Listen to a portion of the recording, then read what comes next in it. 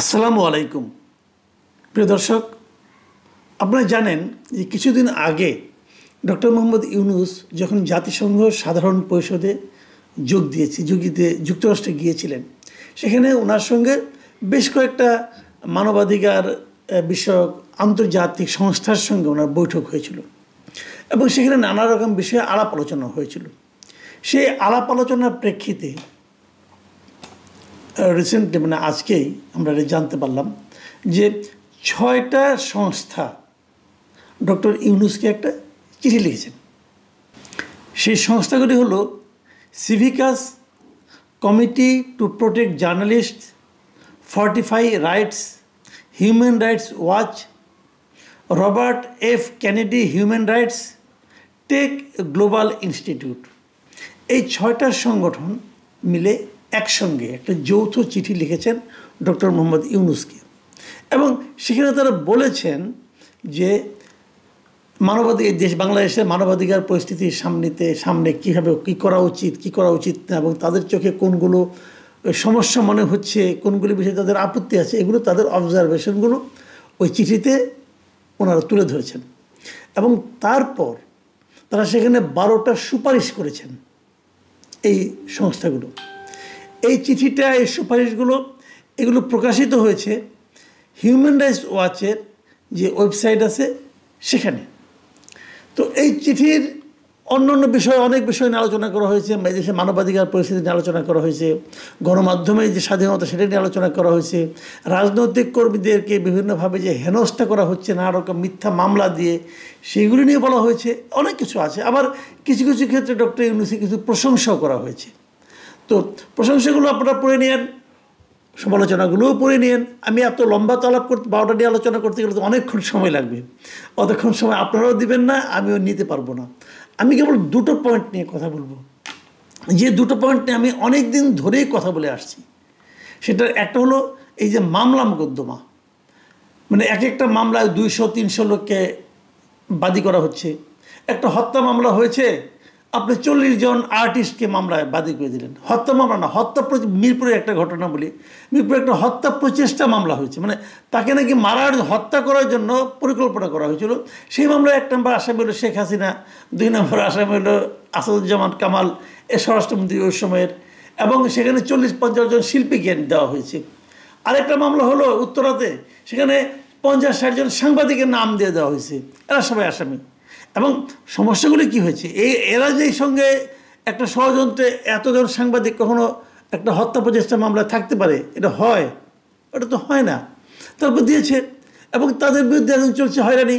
তাদের হয় লুকিয়ে থাকতে হচ্ছে, অথবা ধরা পড়লে জেলে থাকতে হচ্ছে, জামিনও হচ্ছে না। তো এই যে এগুলো কি? এগুলো আসলে হয়রানি করার জন্য। হয়রানি করা হচ্ছে রাজনীতিবিদদের, হয়রানি করা হচ্ছে গণমাধ্যম কর্মীদের, অনেককে হয়রানি করা হচ্ছে। তো এখন এই ধরনের মামলার বিষয়গুলো ব্যাপারে এই সংগঠনটা নিজেরা বলেছে এবং সেখানে কি বলেছে, এটা হলো ওদের 8 নম্বর যে সুপারিশটা, সেই সুপারিশে আছে। সেখানে তারা বলেছে যে রাজনৈতিক উদ্দেশ্য প্রণোদিত মামলা প্রত্যাহার করতে বলছে, যে অন্তর্বর্তীকালীন সরকারকে আগস্ট 2024-এর পরে, আগে ও পরে দায়ের হওয়া সব রাজনৈতিক উদ্দেশ্য প্রণোদিত মামলা পর্যালোচনা করে বাতিল করতে হবে, বিশেষ করে যেগুলোর কোনো বিশ্বাসযোগ্য প্রমাণ নেই। এই সরকার আসার আগেও যেগুলো হয়েছে, যেগুলো আওয়ামী লীগ সরকার করেছিল, ওগুলোও তারা বলছে যে পর্যালোচনা করে বাতিল করতে বলেছে। অনেকগুলো কিন্তু বাতিল হয় না। বিএনপির অনেকে কিন্তু এখনও নিয়মিত হাজিরা দিয়ে বেড়াচ্ছে।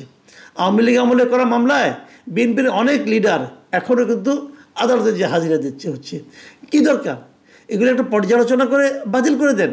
কেন মানুষকে ভোগান্তি দিতে পারছেন আপনারা?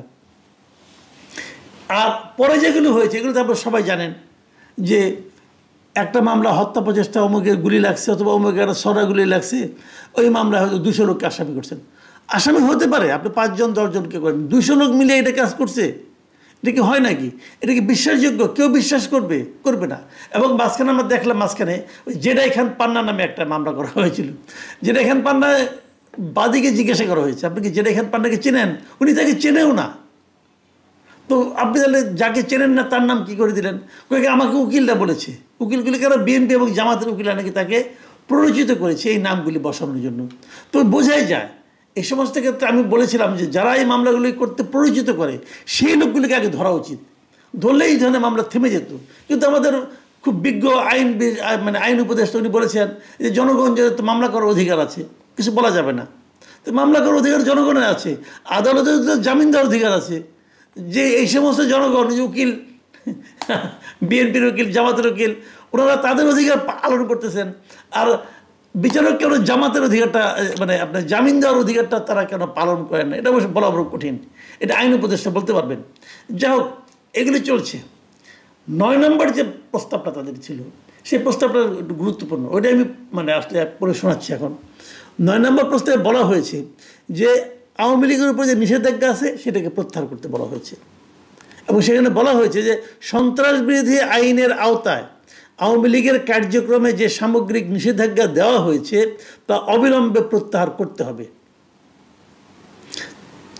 কেন? সে ব্যাখ্যাও আছে। ব্যাখ্যাটা তারা বলেছে যে এটি গণতান্ত্রিক স্বাধীনতা ও বহুদলীয় রাজনীতির পথে বাধা সৃষ্টি করছে।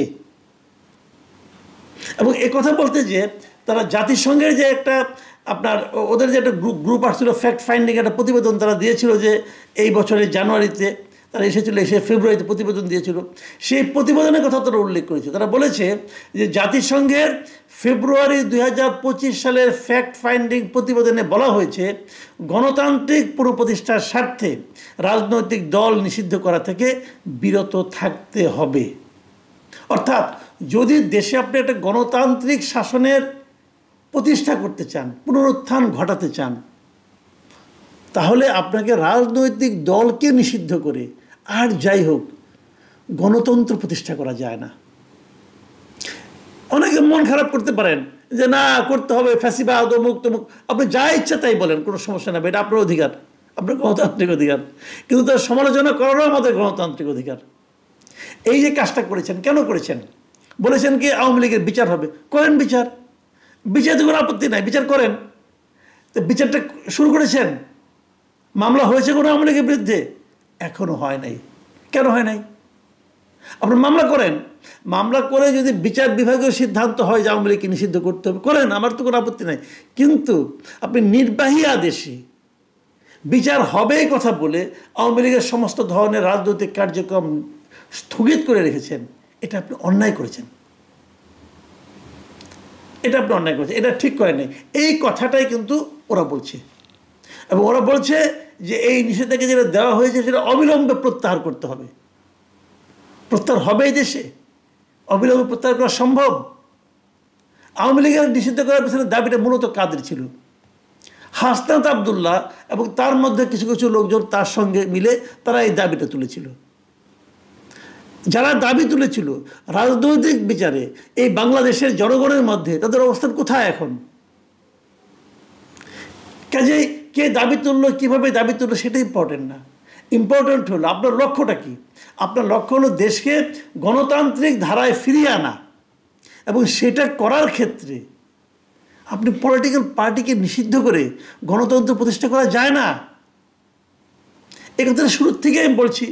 বলাতে অনেকে আমাকে বলে আমি নাকি আওয়ামী লীগের দোষর হতে পারি। ভাই, আপনারা যখন বলছেন কেয়ার করা, আপনাদের মুখটা বন্ধ করতে পারবো না, কিন্তু প্রশ্নটা হলো আপনি আমাকে থামাই দেন, কোনো সমস্যা নাই, আওয়ামী লীগকে নিষিদ্ধ করে দেন, সেটাও কোনো সমস্যা নাই, কিন্তু সারা বিশ্বকে আপনার এই কাজটাকে ডেমোক্রেটিক প্রসেস বলবে কিনা, আপনার এই কাজটাকে তারা কি গণতন্ত্র হিসেবে মানবে কিনা? আপনি একা একা বাস করতে পারবেন? আপনাকে দুনিয়া নিয়ে চলতে হবে না। আসসালামু আলাইকুম রহমতুল্লাহি ওয়া বারাকাতুহু।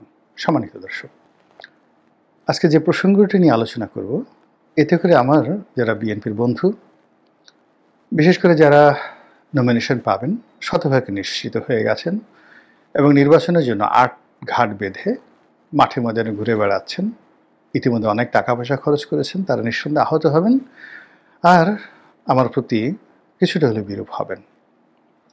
অন্যদিকে আমার যারা বন্ধু, যারা নমিনেশন পাবেন না, নমিনেশন দৌড়ে নেই, কিংবা তাদের অনেক যোগ্যতা থাকার সত্ত্বেও মনোনয়ন পাওয়ার কোনো সম্ভাবনা নেই, এর কারণ হলো দলের মধ্যে যে বিভেদ বিসংবাদ, এই বিভেদ বিসংবাদের কারণে কেবলই মাত্র অমুকের সাথে তমুকের সম্পর্ক রয়েছে, এই কারণে অনেকে মনোনয়ন পাবেন আর অমুকের সঙ্গে তমুকের সম্পর্ক নেই, বা অমুকের সঙ্গে তমুকের সম্পর্ক রয়েছে। এই কারণে অনেক ঝানু দক্ষ এবং জনপ্রিয় প্রার্থী এবারে নির্বাচনে দৌড়ে পিছিয়ে যাবেন। তো এখন যে অবস্থা চলছে তাতে করে যারা ইতিমধ্যে মনোনয়ন পাবেন না বলে জেনে গেছেন, তারা আমার এই বক্তব্যে সবাই জোরে জোরে আলহামদুলিল্লাহ বলবেন এবং খুশি হয়ে যাবেন।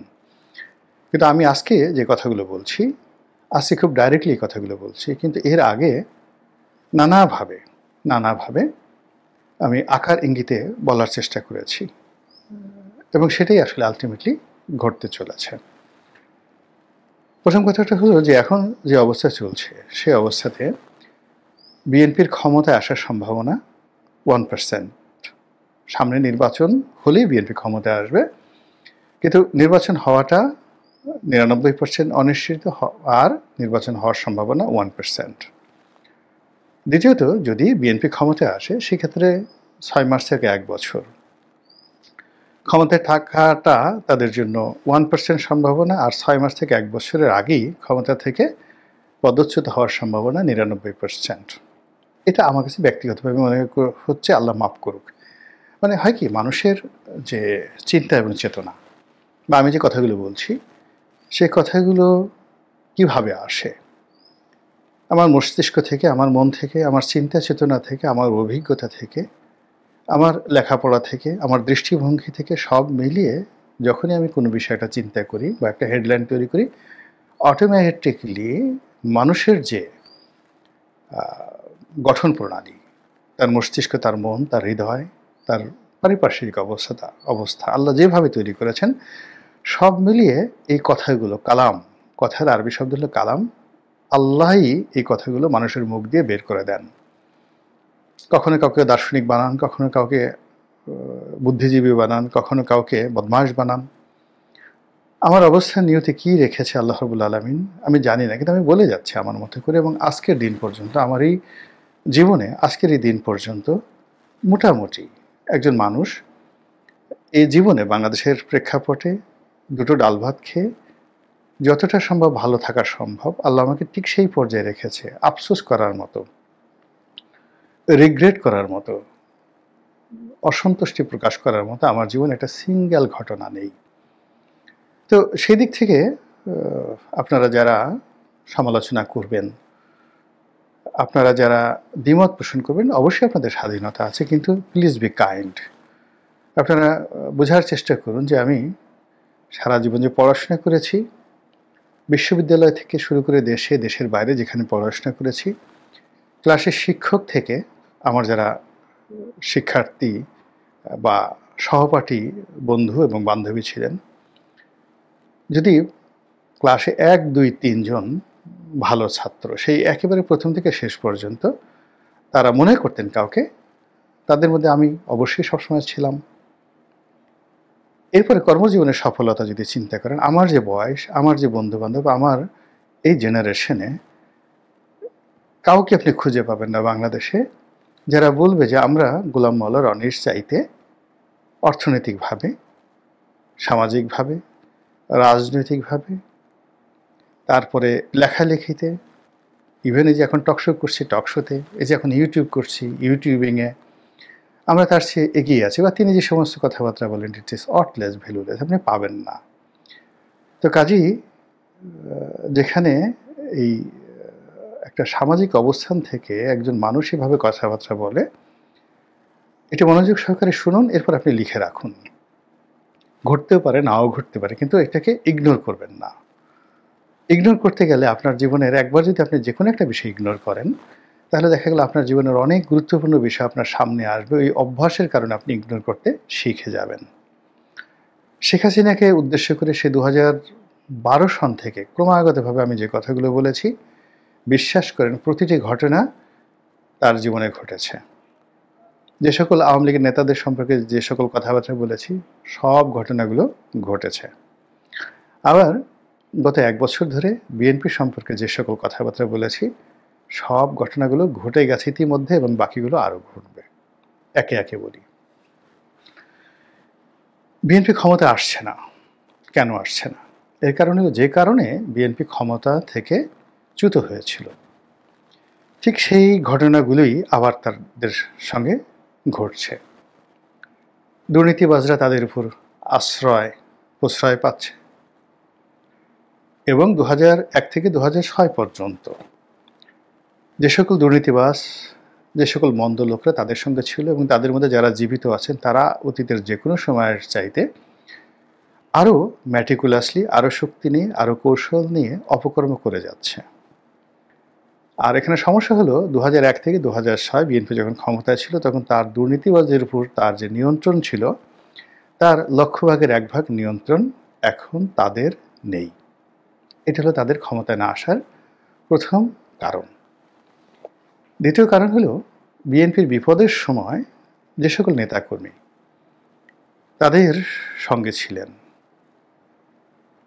এই সময়টিতে এসে একটি লোকও ফ্রন্ট লাইনে নেই এবং ফ্রন্ট লাইনে যাদেরকে আনা হয়েছে শিক্ষা, দীক্ষা, যোগ্যতা, কন্ট্রিবিউশন, দলের প্রতি যে তাদের ভূমিকা, সেই দিক থেকে যারা বিএনপির দুঃসময় ছিলেন তাদের তুলনায় এখন যারা সুসময়ে মধুমক্ষিকা রূপে সামনে চলে এসেছেন তাদের তুলনায় চলে না।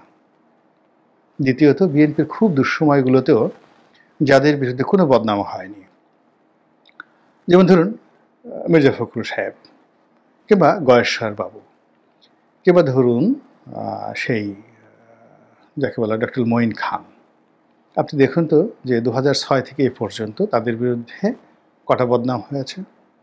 1। 2 নম্বর হলো যে এই গত 14 মাসে এই 3 জন লোক, আমি বললাম এই 3 জন লোক কয় জায়গায় গিয়েছেন, কয়জনকে টেলিফোন করেছেন এবং কয় টাকা ঘুষ নিয়েছেন, এবং এদের সঙ্গে কেন এস আলমের বা এদের সঙ্গে কেন এই সামিট গ্রুপ, এদের সঙ্গে কেন বসুন্ধরা গ্রুপের খাতির হয় না, বদনাম হয় না, বলেন। এই 3 জন লোক সম্পর্কে আমি বললাম। আবার সালাউদ্দিন সাহেব এখন একেবারে ফ্রন্ট লাইনে আছেন, তার যোগ্যতা নিয়ে, তার স্মার্টনেস নিয়ে, তার শিক্ষার দিক নিয়ে আমার কোনো প্রশ্ন নেই, কিন্তু কেন চিংড়ি ঘেরে নিয়ে, কক্সবাজারে জায়গা জমি দখল করা নিয়ে, সেখানকার গরু চোরা চালানি থেকে শুরু করে যত মন্দ কাজ আছে সব কাজে কেন সালাউদ্দিন সাহেবের নাম আসবে? ওখানে তো আর একজন বিএনপির নেতা আছেন খুব নামকরা, কাজল সাহেব, তার বাবাও ধনী ব্যক্তি ছিলেন, আমার সঙ্গে সংসদ সদস্য ছিলেন, কই কাজলের নাম তো আসছে না। তো যেখানে কাজলের নাম আসছে না সেখানে সালাউদ্দিন সাহেবের নাম তো একেবারে আসা উচিত না, বিকজ কাজল তো কক্সবাজারের একদম প্রপারের সান অফ দ্য সয়েল। আর সালাউদ্দিন সাহেব মূলধারা রাজনীতি থেকে বহুদিন, তার একমাত্র যোগ্যতা হলো যে তিনি বেগম জিয়ার এপিএ ছিলেন, সাবেক মন্ত্রী ছিলেন, আর জনাব তারেক রহমান সাহেবের খুবই বিশ্বাসভাজন। এর বাড়িতে তার কোনো যোগ্যতা নেই। তো এই অল্প সময়ের মধ্যে আসার সঙ্গে সঙ্গে কেন দুনিয়ার কোনো গাড়ি বাদ দিয়ে তার কাছে কেন এসএলএমের গাড়ি গেল? এসএলএমের গাড়ি তো আমার কাছে আসতে পারতো, কেন আমার কাছে এসএলএমের গাড়ি আসলো না? আমি তো এই বাংলাদেশে কানেকশন বলেন, ব্যক্তিগত পরিচিতি বলেন, এখন যারা বিএনপি যে সমস্ত লোক ফ্রন্ট লাইনে আছে, মানে আমরা যদি এক টেবিলে বসি, লোকজন তো তাদের দিকে না তাকিয়ে আমার দিকে তাকায়, তাদের কাছে জিজ্ঞাসা না করে আমার কাছে জিজ্ঞাসা করে। এটা তো গত সেই 2009 সন থেকে আমার এই যে অবস্থাটা, সেই অবস্থাটা চলমান, বাড়ছে। টিল নাও আমি যদি এখন রাস্তায় দাঁড়াই, 10 জন লোক এগিয়ে আসে শ্রদ্ধা নিয়ে, তো কেন একটা টেলিভিশন দখলের অভিযোগ, পত্রিকা অফিসের দখলের অভিযোগ, কোনো একটা ব্যাংকের চেয়ারম্যান হওয়া, কোনো একটা সরকারি অফিসের পরিচালক হওয়া, 2-4টা ডিসি নিয়োগ করা, আমার আত্মীয় স্বজন তারা কি 2-4 হাজার লোক চাকরি করে না সরকারি, তাদেরকে আরও প্রমোশন বদলি নিয়ে সচিবালয়ে যাওয়া, একটা সিঙ্গেল ঘটনা কেন আমার জীবনে ঘটলো না? মানে আমাকে উদাহরণ দিয়ে বিএনপির এরকম শত শত লোকের কথা বলছি, হাজার হাজার লোকের কথা বলছি যারা এরকম নিবেদিত প্রাণ, কিন্তু যাদের বিরুদ্ধে বদনাম হয় নাই। কেন সব বদনাম সালাউদ্দিন সাহেবদের মতো লোকদের আসবে এবং তারাই দলের ছড়ি ঘোরাচ্ছেন এই মুহূর্তে? তৃতীয়ত, এখানে তারেক রহমান সাহেবের 2 জন উপদেষ্টা আসছেন, একজন নাকি পররাষ্ট্র উপদেষ্টা, আর একজন কি উপদেষ্টা। তাদেরকে নিয়ে যে মিশ্র প্রতিক্রিয়া তৈরি হচ্ছে, তাদের কর্মকাণ্ড, তাদের অ্যাটিটিউড, তাদের কথাবার্তা, এবং এতকাল তারা কেন আসেননি? এই ভদ্রলোকদের বিরুদ্ধে তো কোনো মামলা ছিল না, মোকদ্দমা ছিল না। তো বাংলাদেশে যারা রাজনীতি করেছেন, শেখ হাসিনার জুলুম অত্যাচার থেকে শুরু করে প্রতিটা জিনিস মোকাবেলা করে এরা প্রতি মুহূর্তে গুম হতে পারত। তারা যদি এই বাংলাতে বসে রাজনীতি করতে পারেন, বিএনপি রাজনীতি করতে পারেন, তাহলে এই যে দুজন উপদেষ্টা তারা কেন ওই সময়টাতে আসেননি? আর এই সময়টাতে জহিরুদ্দিন স্বপন, যারা হাওয়া ভবন এক সময় খুব ঘনিষ্ঠ ছিলেন, জহিরুদ্দিন স্বপন, তারপরে এহসানুল হক মিলন, ওনাদের মতো জনপ্রিয়, ওনাদের মতো শিক্ষিত, ওনাদের মতো মার্জিত লোক থাকতে তারেক রহমান সাহেবের কেন এইরকম দুইজন লোকের উপদেষ্টা লাগবে? জাস্ট আমাকে একটু বুঝান আপনারা, কি সমস্যাটা কি? এহসানুল হক মিলনের সমস্যাটা কি? জহিরুদ্দিন স্বপনের কি সমস্যা? একটু আমাকে বুঝান তো। তো এই যে যাকে বা রুমিন ফারহানার, ধরেন সে অনেক কথাবার্তা বলে, ফজলুর রহমান অনেক কথাবার্তা বলে, কিন্তু পাপিয়ার সমস্যা কি? পাপিয়া তো কখনো দলের বিরুদ্ধে কোনো কিছু করে না। দলের যে অন্তঃপ্রাণ বিচারপতি মানিককে সেই একেবারে ভরা বেঞ্চে জুতো মেরে, স্যান্ডেল মেরে সে তাকে মারার জন্য লাফ দিয়ে এজলাসে উঠে গেছে। আচ্ছা, এখন আপনি বলেন তো, এই জমানাতে এই সেম কাজটা, এখন তো আওয়ামী লীগের নাই, বিএনপি ক্ষমতায় বলতে গেলে, এখন এরকম একটা কাজ করতে বলেন তো কাউকে, যে কাজটা পাপিয়ে করেছে। এখন সে পাপিয়ে কেন কাঁদছে? Why she is crying? আপনি পার্লামেন্টে রুমিন বা যাকে বলা হয় হারুন সাহেব, এই দুজন যে ভূমিকা রেখেছেন, কেন they are no higher at this moment? কেন তারা এখন কোথাও নেই? এটা বিএনপির ক্ষমতায় না আসার অন্যতম কারণ। এরপর হলো বিএনপির ইউনূস তোষণ। ডক্টর মোহাম্মদ ইউনূসকে তারা খুব তোষণ করছেন, এনসিপি তোষণ।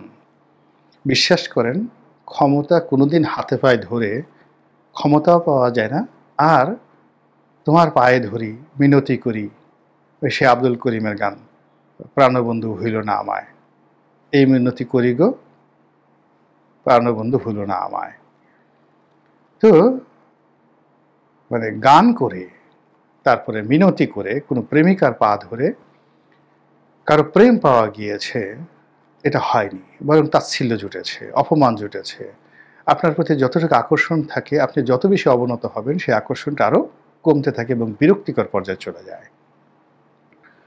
মিনতি করে কখনো প্রেম হয় না। আবার একইভাবে মিনতি করে, রাজামশাই আমাকে আপনার মন্ত্রী বানান, রাজামশাই আমাকে আপনার সেনাপতি বানান। আরে রাজামশাইকে মন্ত্রণা দেওয়ার যোগ্যতা থাকতে হবে, এবং রাজা যদি বুদ্ধিমান হয় তাহলে সে ওইরকম মন্ত্রী খুঁজবে যে মন্ত্রী প্রতিদিন তাকে বিষ খাওয়াবে, এবং বিষ খাইয়ে তাকে এমনভাবে করবে চাণক্যের মতো, যেন গোখরা সাপটাকে কামড় দিলেও কখনো তার মৃত্যু না হয়।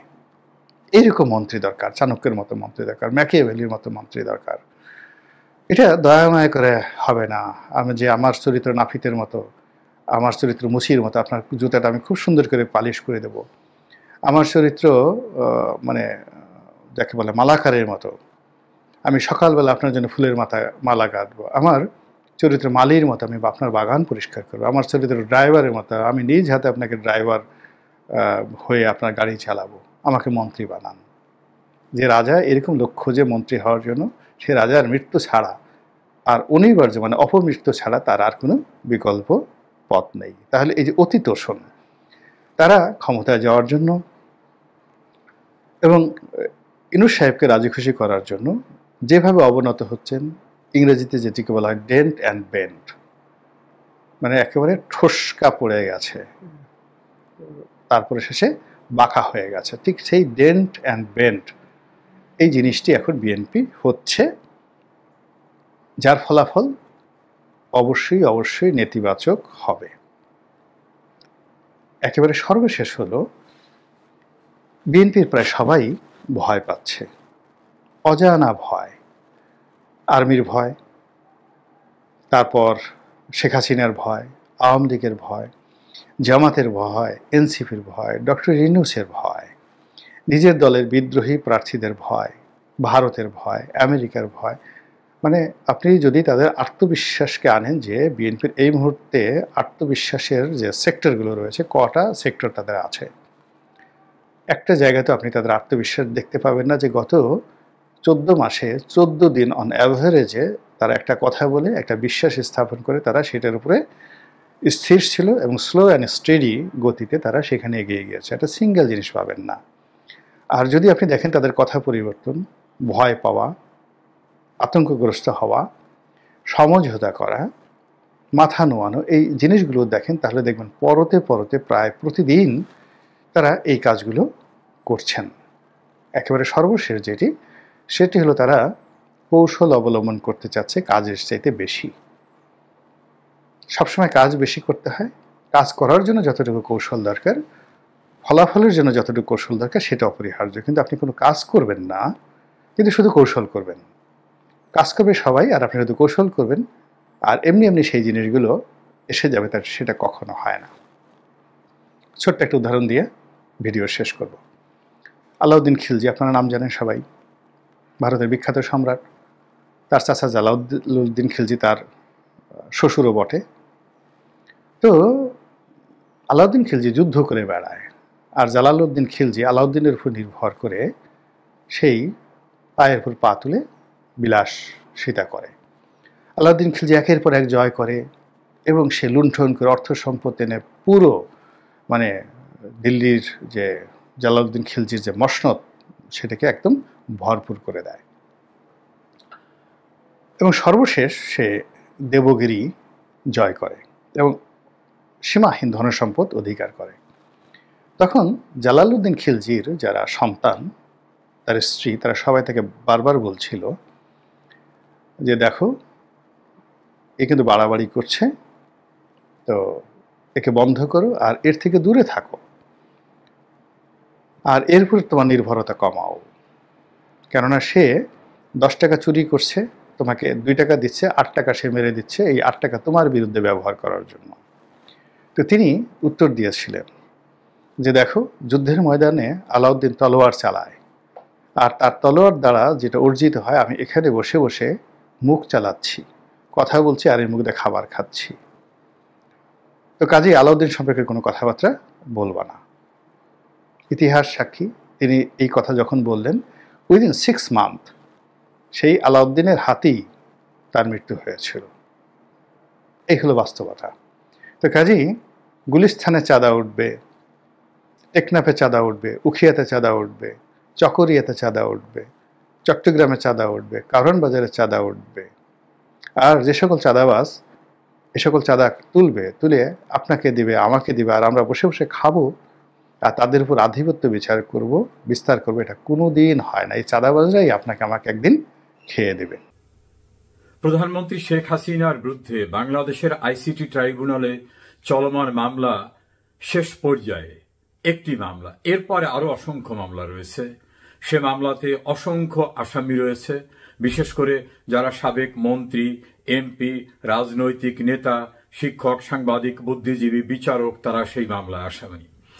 শেখ হাসিনার মামলায় শেষ প্রান্তে এসে রায় হতে যাচ্ছে এমন একটি আশঙ্কা থেকে উদ্বেগ, উৎকণ্ঠার সঙ্গে অনেকেই আমার কাছে জানতে চেয়েছেন রায়ের পরে কি হবে। এই বিষয়টা নিয়ে আজ আপনাদের সঙ্গে কথা বলতে চাই। 1973 সনে যে আইনটি করা হয়েছিল, সে আইনটির উদ্দেশ্যটা ছিল মহান মুক্তিযুদ্ধে যুদ্ধকালীন সময়ে যারা মানবতা বিরোধী অপরাধ করেছে তাদের বিচারের ব্যবস্থা, সেটাকে মানবতা বিরোধী অপরাধ হিসাবে গণ্য করে তার বিচারের জন্য সেই আইনটা প্রণয়ন করা হয়েছিল। এবং সেই আইনটাকে সংবিধানে সুরক্ষা দেওয়া হয়েছিল যে এই ট্রাইব্যুনাল এবং ট্রাইব্যুনালের কার্যক্রমের জন্য যে আইন, এটাকে কোথাও চ্যালেঞ্জ করা যাবে না। একমাত্র চূড়ান্ত জাজমেন্ট হওয়ার পরে সুপ্রিম কোর্টের আপিল বিভাগে আপিল করা ছাড়া। অর্থাৎ যুদ্ধ অপরাধটাকে এত গুরুত্ব দেওয়া হয়েছিল যে যেন তেন উপায়ে অর্ডিনারি অন্যান্য মামলার মতো বা আইনের মতো যেন এটার যথেচ্ছাচার ব্যবহার না হয় সেজন্য। এবং এই বিচার প্রক্রিয়াটা চালু করার জন্য শেখ হাসিনা 2008 সালের নির্বাচনে তার ম্যান্ডেটই ছিল, ইস্তেহার এটা ছিল যে আমি বিচার করতে চাই, আপনারা আমাকে সমর্থন করেন কিনা। একইভাবে আইন প্রণয়নের সময়ও বঙ্গবন্ধু নির্বাচিত জনপ্রতিনিধি হিসাবে পার্লামেন্টে এই আইন পাশ করেছিলেন। দুইটা পার্ট, একটা হলো আইন পাশ করার সময় জনপ্রতিনিধিরা পাশ করেছে, দ্বিতীয়ত বিচার কার্যক্রমের সময়ও নির্বাচনী ইস্তেহারে এই বিচারের কথা উল্লেখ করে জনগণের রায় নিয়ে বিচার কার্যক্রমের যে ব্যবস্থাপনা সেটা করে দিয়েছিলেন।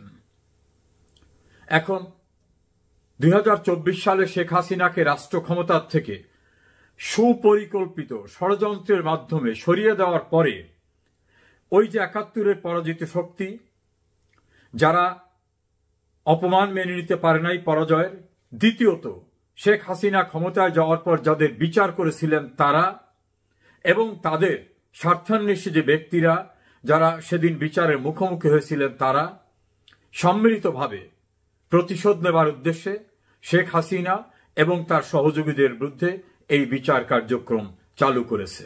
এটা সবাই আপনারা জানেন। এখন একজন আইনজীবী হিসাবে আমার কাছে অনেকেই অনেক কথা জানতে চেয়েছেন যে রায় হয়ে গেলে তারপর কি হবে। আমি প্রথম বিশ্বাস করি ম্যান প্রপোজ গড ডিসপোজ নামক একটা ইংলিশে প্রবাদ বাক্য আছে। প্রবাদ বাক্যটার বাংলা হয়, মানুষ চিন্তা করে, পরিকল্পনা করে, কিন্তু বাস্তবায়নের সিদ্ধান্ত হয় কিন্তু সৃষ্টিকর্তার থেকে। মানুষ পরিকল্পনা করলেই, চিন্তা করলেই, প্রস্তাব করলেই হয় না। এটা বাস্তবায়নের সিদ্ধান্ত, নিষ্পত্তির সিদ্ধান্ত দেন সৃষ্টিকর্তা, পরম করুণাময়। আমি বিশ্বাস করি আল্লাহ রব্বুল আলামিন। এটা হলো একটা ধর্মীয় বিষয়, আমার বিশ্বাসের জায়গা থেকে বললাম। আইনজীবী হিসাবে বলবো, এই যে বিচার প্রক্রিয়াটা, এইটা সম্পূর্ণরূপে মেলাফাইডি। ইংরেজিতে একটা প্রবাদ আছে, মেলাফাইডি ভিশিয়েটেড এভরিথিং। অসৎ উদ্দেশ্য যদি কোনো কিছু করা হয়, সবকিছুকে ভিশিয়েট করে, বাতিল করে দেয়। এটা জুডিশিয়াল প্রনাউন্সমেন্ট, পৃথিবীব্যাপী গ্রহণযোগ্য এই বিচারিক সিদ্ধান্ত যে মেলাফাইডি ভিশিয়েটেড এভরিথিং, অসৎ উদ্দেশ্যে যা কিছু করা হবে সবকিছু বাতিল বলে গণ্য হয়। তৃতীয়ত আরেকটি প্রবাদ আছে, আরেকটি প্রচলিত কথা আছে ইংরেজিতে, ভয়েড ইনএবিশন, অর্থাৎ যা শুরু থেকেই, বিগিনিং থেকেই যা অবৈধ এবং বাতিল। বাংলাদেশে 2024 সালে কোনো যুদ্ধ হয়নি, এবং যে প্রক্রিয়ায় এই ট্রাইব্যুনালকে নতুন করে কনস্টিটিউট করা হয়েছে, নতুন করে বানানো হয়েছে, যুদ্ধ অপরাধীদের চলমান বিচার প্রক্রিয়া বন্ধ করে তাদের রিলিজ করে দিয়ে বিচারের আয়োজন যারা করেছিলেন তাদের বিচারের জন্য যে প্রক্রিয়ায় এই ট্রাইব্যুনালের কার্যক্রম শুরু করা হয়েছে, ট্রাইব্যুনাল গঠন করা হয়েছে, বিচারক নিয়োগ করা হয়েছে, প্রসিকিউশন টিম নিয়োগ করা হয়েছে, এই সম্পূর্ণটা অবৈধভাবে হয়েছে, বেআইনিভাবে হয়েছে, অসৎ উদ্দেশ্য হয়েছে এবং মূল আইন সহ সাংবিধানিক বিধিবিধানের পরিপন্থীতে হয়েছে।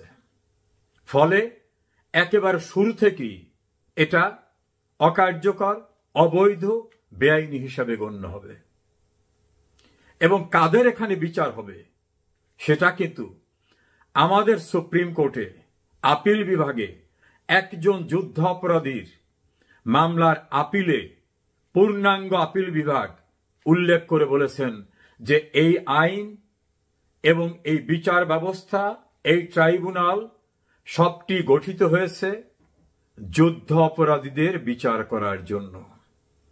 সুপ্রিম কোর্টের সেই জাজমেন্ট এখনো বহাল আছে, সুপ্রিম কোর্টের সেই সিদ্ধান্ত এখনো বলবৎ আছে। সুপ্রিম কোর্টের দেওয়া রায় আইনের মতো শক্তিশালী দিক নির্দেশনা, অর্থাৎ আইন তৈরি হয় কয়েকটা প্রক্রিয়ায়। একটা হলো দীর্ঘদিনের রেওয়াজ থেকে, একটা সংসদের মাধ্যমে, আর একটা through the judicial pronouncement by the higher judiciary, অর্থাৎ সর্বোচ্চ আদালতের যে রায়, সেই রায় এখনো বলবৎ আছে। কিভাবে আছে সেটা আমি এখন বলবো না। যখন সময় আসবে তখন দেখাবো যে কি পরিমাণে অকল্পনীয়ভাবে অবৈধ সমস্ত প্রক্রিয়ার ভিতর থেকে এই বিচার প্রক্রিয়া শুরু করা হয়েছে, অগ্রসর করা হয়েছে, হয়তো শেষ করা হবে। সর্বশেষ যে সাক্ষ্য প্রমাণের ভিত্তিতে এই বিচার প্রক্রিয়াকে সম্পন্ন করার প্রস্তুতি নেওয়া হয়েছে তা সম্পূর্ণরূপে স্ববিরোধী। যেমন একটা উদাহরণ দিয়ে বলি, শেখ হাসিনা মানুষ খুনের দায়ে সুপিরিয়র রেসপন্সিবিলিটিজের দায় বহন করবেন, এটা সরকার পক্ষের আর্গুমেন্ট। কিন্তু মানুষ যারা খুন করছে তারা নিজেরাই পাবলিকলি প্রকাশ্যে স্টেটমেন্ট দিয়ে বলছেন, আমরা পুলিশকে মেরেছি, আমরা খুন করেছি। রাষ্ট্রীয় সহিংসতা, রাষ্ট্রের সম্পদ নষ্ট করা যারা করেছেন তারা নিজেরাই বলতেছেন, আমরাই এটা করেছি। আর একজনাকে পরিত্রাণ দেবার কথা বলে, দায় মুক্তি দেবার কথা বলে রাজসাক্ষী বানানো হয়েছে। কোন সাক্ষী যদি নিজের সুবিধার জন্য কোন সাক্ষ্য দেয়, আইনে সেই সাক্ষ্যের কোনো মূল্য নেই। এই সাজানো বানোয়াট নাটকীয় বিচার প্রক্রিয়া এবং যদি এর মধ্য থেকে কোনো রায় প্রদান করে, আমি বলবো আতঙ্কিত হওয়ার, আশঙ্কাগ্রস্ত হওয়ার, হতাশ হওয়ার কোনো কারণ নেই। একদিন এই ট্রাইব্যুনাল তো শেষ কথা না, এর উচ্চ আপিল ফোরাম রয়েছে, জনগণ রয়েছে, সবচেয়ে বড় আদালত জনগণের, যেখানে রাস্তাঘাটে প্রতিটি মানুষ চিৎকার করে বলে এটা শেখ হাসিনার বিরুদ্ধে ষড়যন্ত্র, আমরা শেখ হাসিনাতে বিশ্বাস করি, শেখ হাসিনাতে আমাদের আস্থা, তিনি আমাদের উন্নত করেছিলেন, তিনি আমাদের নির্ভরতার জায়গা। সেই জনগণের আদালতের কথা মনে রাখবেন। মনে রাখবেন, বঙ্গবন্ধুকে মৃত্যুদণ্ড দেওয়া হয়েছিল, পাকিস্তানিরা কার্যকর করতে পারেনি। বঙ্গবন্ধুকে মৃত্যুদণ্ড দেওয়ার জন্য রাষ্ট্রদ্রোহিতার মামলা করা হয়েছিল, আগরতলা ষড়যন্ত্র মামলা, টেকেনি। শেখ হাসিনাকে রাজনীতির থেকে সরিয়ে দেওয়ার জন্য অন 11-এ সাজানো ক্যাঙ্গারু কোর্টের বিচার প্রক্রিয়া শুরু করা হয়েছিল। আমার সৌভাগ্য, সেদিন আমি তার অন্যতম আইনজীবী হিসাবে তার পাশে ছিলাম, পারেনি। শেখ হাসিনাকে 19 বার হত্যার চেষ্টা করা হয়েছে। সর্বশেষ 2004 সালের 21 আগস্ট গ্রেনেড নিক্ষেপ করে আল্লাহ রব্বুল আলামিন তাকে রক্ষা করেছেন, কিছুই করতে পারেনি। সেজন্য শুরুতে বলছিলাম, পরিকল্পনা প্রস্তাব মানুষ করতে পারে, সিদ্ধান্ত বাস্তবায়নের এখতিয়ার আল্লাহ রব্বুল আলামিনের। 2024 সালের 5 আগস্ট ক্ষমতা দখলের চেয়েও বড় টার্গেট ছিল শেখ হাসিনা এবং বঙ্গবন্ধুর কনিষ্ঠ কন্যা শেখ রেহানাকে হত্যা করা। আল্লাহ রক্ষা করে দিয়েছেন। মনে হয় যেন আল্লাহ তার গায়েবী শক্তি প্রয়োগ করে শেখ হাসিনা, শেখ রেহানাকে রক্ষা করেছেন। তারা বেঁচে আছেন, ভালো আছেন। ওই কাগজে রায়, এটা নিয়ে আতঙ্কিত হওয়ার কিছু নাই। এমন সময় আসবে যখন এই সমস্ত ষড়যন্ত্রের মেটিকুলাস ডিজাইনার যারা ডিজাইন করেছেন, জনতার আদালতে শুধু না, আইনের আদালতেও তাদের একদিন বিচার হবে, এটা আমি দৃঢ়ভাবে বিশ্বাস করি। আতঙ্কিত হওয়ার কিছু নাই, ভীত সন্ত্রস্ত হওয়ার কিছু নাই। যদি কোনো রায় ঘোষিত হয়, ক্যাপিটাল সেন্টেন্সও দেয়, কেউ আতঙ্কিত হবেন না, ভীত সন্ত্রস্ত হবেন না। শেখ হাসিনা কিন্তু মৃত্যুঞ্জয়ী, দীপ্ত চেতনার মানুষ, দৃঢ় শক্তিশালী মানুষ, আত্মবিশ্বাসী মানুষ, দেশপ্রেমিক মানুষ হিসাবে তার ভুল ত্রুটি থাকতেই পারে। রাষ্ট্র পরিচালনার ক্ষেত্রে ভুল ত্রুটি হতেই পারে, আমি বলছি না যে কোথাও কিছু হয়নি, কিন্তু আমি তাকে কাছের থেকে দেখেছি। একজন দেশপ্রেমী, রাষ্ট্রের কল্যাণে, মানুষের কল্যাণে নিবেদিত প্রাণ মানুষ, প্রাণ অফুরন শক্তির অধিকারী, তার দূরদৃষ্টি রয়েছে। আল্লাহ তাকে যখন বাঁচিয়ে রেখেছেন, নিশ্চয়ই তিনি দেশ ও জাতির কল্যাণে আবারও সেবা করার সুযোগ পাবেন। এটা লক্ষ কোটি মানুষের মতো আমারও বিশ্বাস। শেখ হাসিনার জন্য পরম করুণাময়ের কাছে দোয়া করুন, তার বোন শেখ রেহানার জন্য দোয়া করুন, বঙ্গবন্ধু পরিবারের জন্য দোয়া করুন। পরিস্থিতিটা এমন হতে যাচ্ছে, এইটা যদি আইনি ভিত্তি না থাকে সবচেয়ে বিপদগ্রস্ত হবে শুধুই এনসিপির ছাত্রগুলো, আর কেউ বিপদগ্রস্ত হবে না। তাহলে প্রত্যেকেই আইনি ভিত্তি দিত। যদিও তারা মুখে বলেন জুলাই আন্দোলনে ছিলেন, এবং জুলাই আন্দোলনে যারা ছিলেন সত্যি সত্যি সেটা বিশ্বাস করতে হবে আওয়ামী লীগের, এবং আওয়ামী লীগের বিশ্বাস করতে হবে কারা কারা, এবং আওয়ামী লীগ সেটা বিশ্বাস করে। কারণ আওয়ামী লীগ বাংলাদেশের সমস্ত রাজনৈতিক দলের সাথে বিগত 16 বছর সহাবস্থান করেছে। অবশেষে শুক্রবার 17ই অক্টোবর সম্পাদিত হলো সেই জুলাই সনদ, বহু প্রতীক্ষিত জুলাই সনদ। এই জুলাই সনদ স্বাক্ষর করে কি পেল বাংলাদেশের জনগণ, কি পেল বাংলাদেশের রাজনৈতিক দল, এবং কি পেল সরকার, এবং কি পেল জুলাই চেতনাধারীরা? এটা এখন অনেক বড় আলোচনার বিষয়, চলছে আলোচনা। দাবি ছিল এটা একটা আইনি ভিত্তি দরকার। আদতে কি সে আইনি ভিত্তি পেয়েছে? সেটা নিয়ে আলোচনা করব। কি হলো জুলাই সনদ দিয়ে, কি পেলাম আমরা?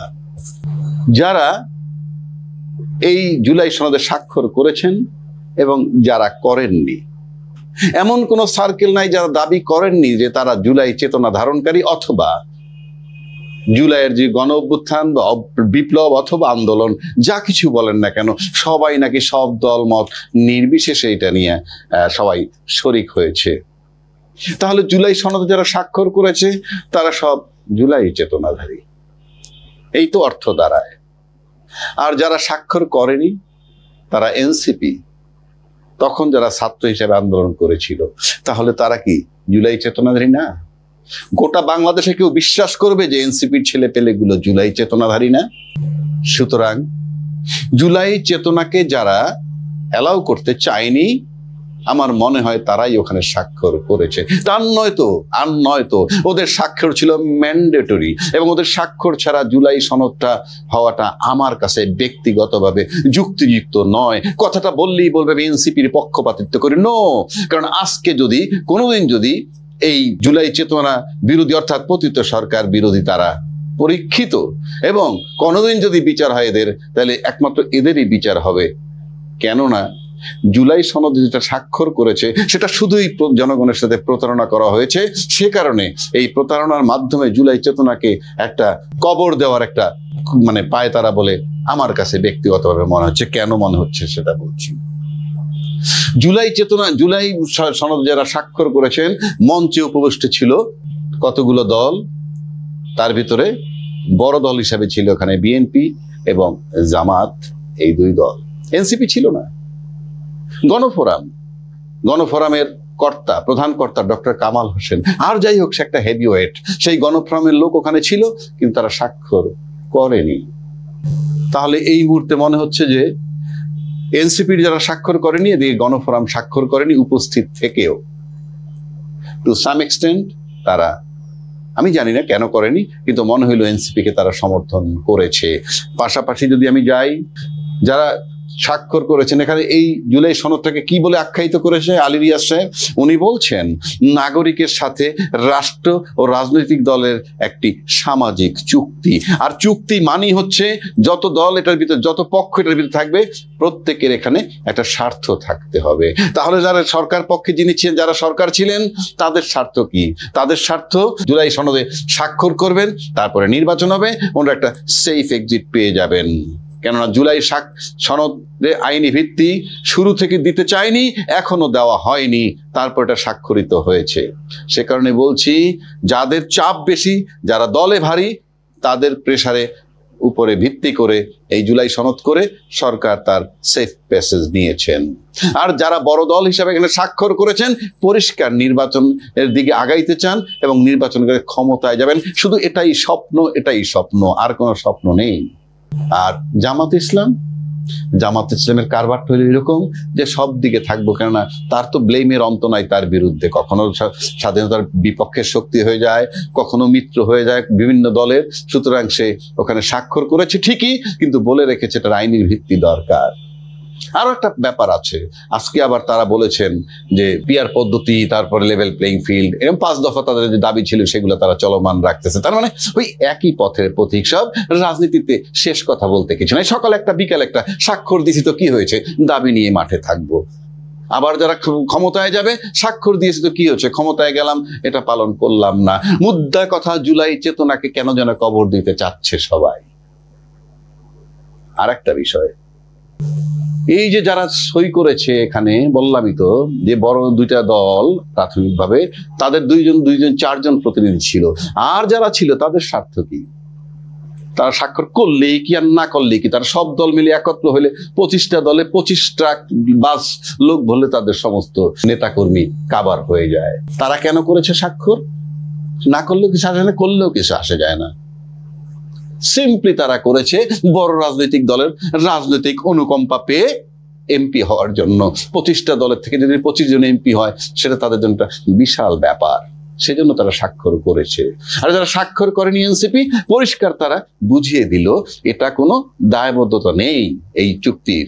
দ্বিতীয় কথা হচ্ছে, কতজন জনগণ রিপ্রেজেন্ট করেন? মূলত ওই 4 ব্যক্তি, দুইটা বড় দলের। এই 4 জন ব্যক্তি কি 18 কোটি লোককে রিপ্রেজেন্ট করে? Of course not.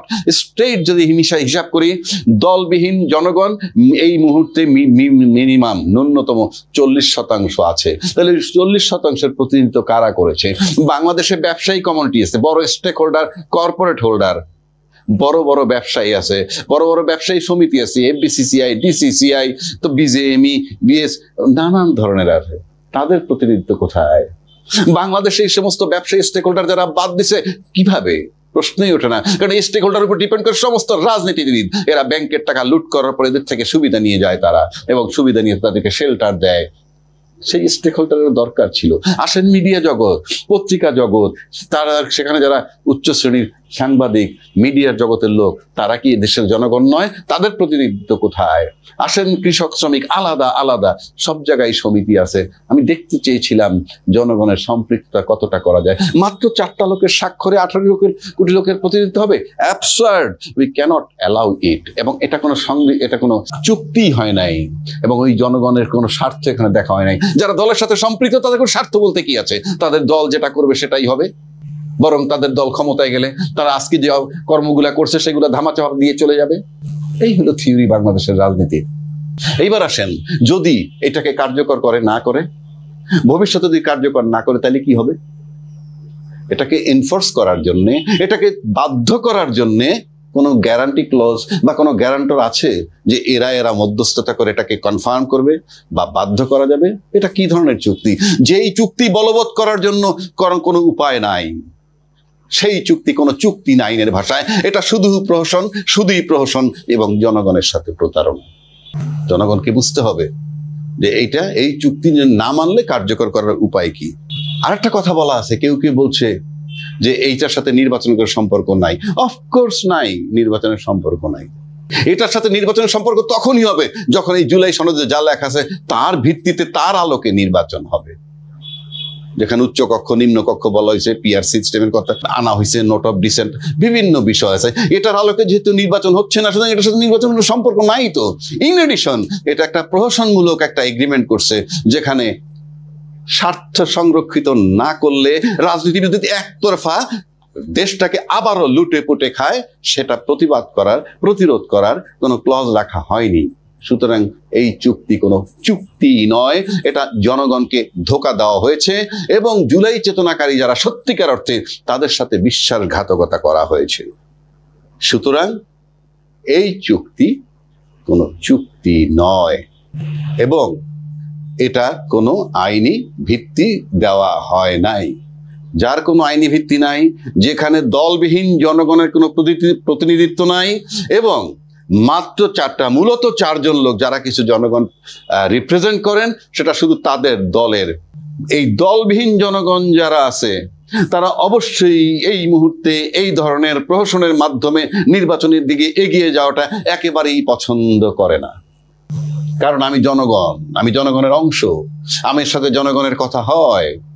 যদি বলে কি আপনি কি সব জনগণ জানেন না, আমার সাথে 20 জনের কথা হলে 20 জনই বলে আমাদের প্রতিনিধি নাই, সুতরাং আমরা এভাবে চাই না। এভাবে নির্বাচন হলে সে আগের গয়রহ,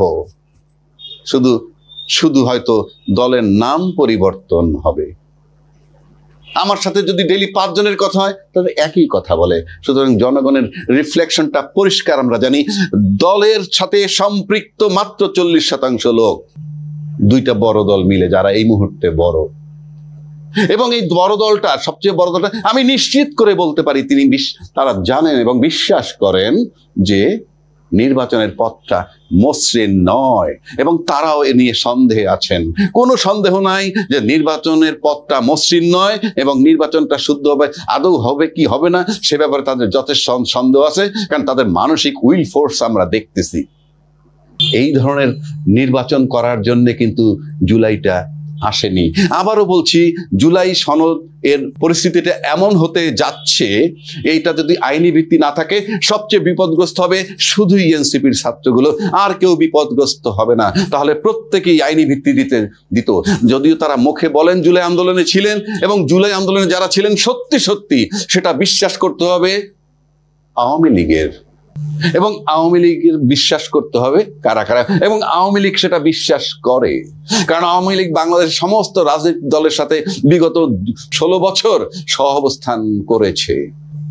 কোন রাজনৈতিক দল তাদেরকে কোনোভাবেই কাবু করতে পারেনি। কিন্তু আজকে যারা স্বাক্ষর করেছেন তাদেরকে যদি আওয়ামী লীগ নিশ্চিত করে বিশ্বাস করত, এবং যারা স্বাক্ষরকারী তারাও যদি বিশ্বাস করতেন যে আওয়ামী লীগ তাদেরকে বিশ্বাস করে জুলাই চেতনাকারী হিসাবে, তাইলে তারা এটাকে আইনি ভিত্তি দেওয়ার চেষ্টা করতেন, কিংবা আইনি ভিত্তি দেওয়ার বিষয়টা একেবারে নিশ্চিত করে স্বাক্ষর করতেন। এবং এই স্বাক্ষরটার মানে হচ্ছে, এই স্বাক্ষর এনসিপি বাদের স্বাক্ষরটা এক্সিকিউট করার মানেটাই হইতেছে এই যে জুলাই চেতনা ধামাচাপা দেওয়ার কৌশল।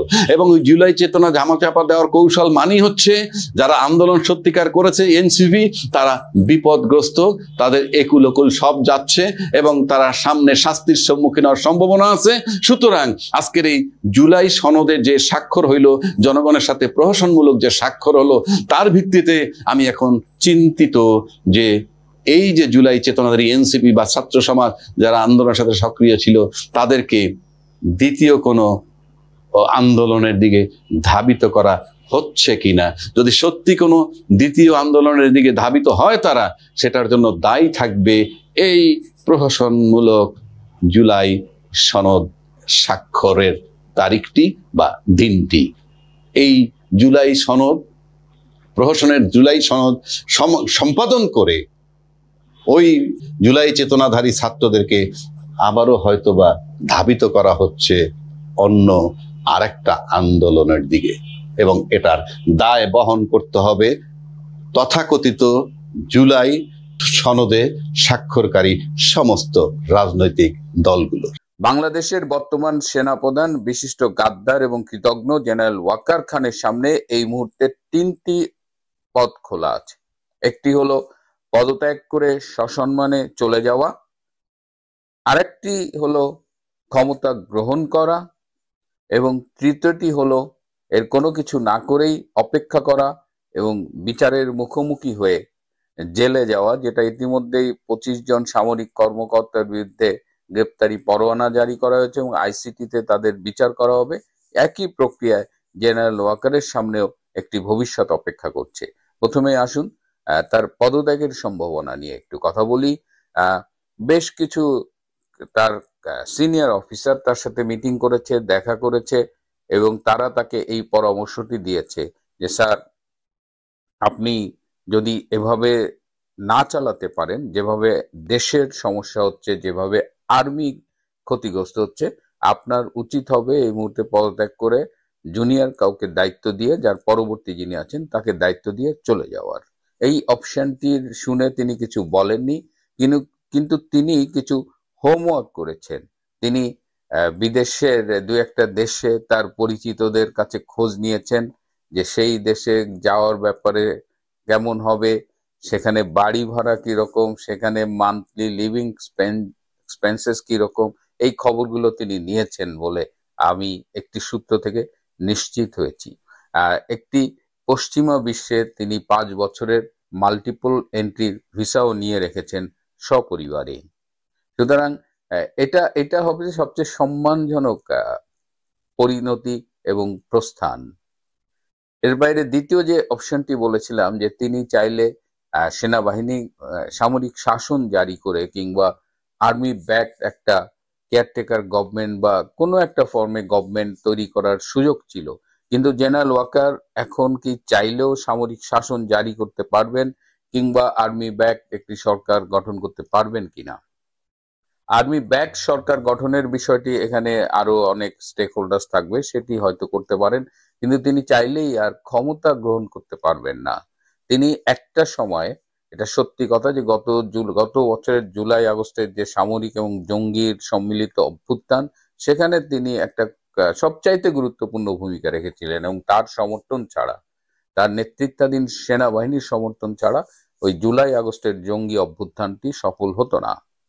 যাই হোক, পরবর্তীতে তিনি জাতির সামনে ত্রাণকর্তা হিসেবে উপস্থিত হয়েছেন, বলেছেন দেশবাসীর জানমালের রক্ষার দায়িত্ব তিনি নিলেন, কিন্তু তিনি তেমন কিছুই করেননি। তারপরে তার উপরে একটা আস্থা রেখেছিল দেশের মানুষ এবং বিভিন্ন রাজনৈতিক দল, পক্ষের বিপক্ষের রাজনৈতিক দল, কিন্তু সেই জায়গা থেকে তিনি নিজেকে সরিয়ে নিয়েছেন, পারেননি সেখানে রাখতে। সর্বজন গ্রাহ্য একজন সেনা প্রধানের যে অবস্থান তার ছিল, সেটি এখন নেই। যদি আমি উপমা দিয়ে বলি, তাহলে বলা যায় যে এক সময় তিনি ড্রাইভিং সিটে ছিলেন ঠিকই, কিন্তু পরবর্তীতে তিনি হেল্পারের জায়গায় চলে আসছেন, এবং যে কোনো সময় তাকে ঘাড় ধাক্কা দিয়ে ওই হেল্পারের ওই বাসের দরজা দিয়ে বাইরে ফেলে দেওয়া হতে পারে। সুতরাং he has lost his position, যে একটা ভালো অবস্থান ছিল সেটা এখন নেই। তৃতীয় অপশন হলো যে যেহেতু সেনাবাহিনীর একবার বিচার শুরু হয়ে গেছে এবং সেটা মিলিটারি আইনে না হয়ে বেসামরিক আদালতে হচ্ছে, বিশেষ করে আইসিটির মতো একটি অবৈধ আদালতে হচ্ছে, যার যার আদৌ আইনি কোনো এখতিয়ারই নাই এই বিচার কার্যক্রম পরিচালনা করার, কিন্তু তারা গায়ের জোরে অবৈধ অধ্যাদেশ জারি করে এই কাজগুলো করছে। তো সেই তালিকা আরো দীর্ঘ হবে বলেই ধারণা করা হচ্ছে, এবং সেই দীর্ঘতর তালিকার এক সময় জেনারেল ওয়াকার খানের নামও থাকবে।